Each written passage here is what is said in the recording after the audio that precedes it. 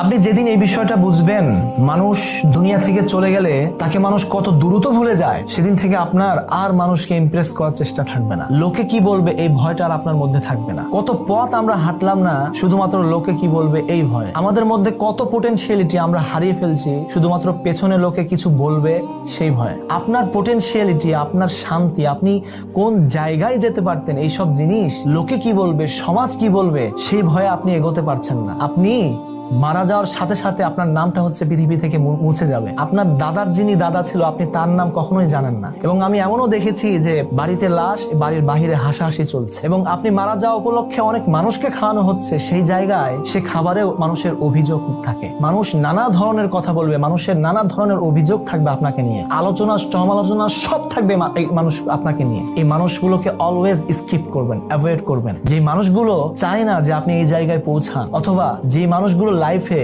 অন্য কোনো অ্যাচিভমেন্ট থাকে না, এই মানুষগুলোর অ্যাচিভমেন্ট হচ্ছে আপনাকে নিয়ে আলোচনা করা, সমালোচনা করা। আপনি শুধু দেখবেন আপনার আল্লাহর সাথে কানেকশন, মুআমালা ঠিকঠাক আছে কিনা, আপনি যে কাজটা করছেন এই কাজটা অ্যাকর্ডিং টু ইসলাম হচ্ছে কিনা। লোকে কি বলবে এই ভয়ে কখনো গুটিয়ে যাবেন না।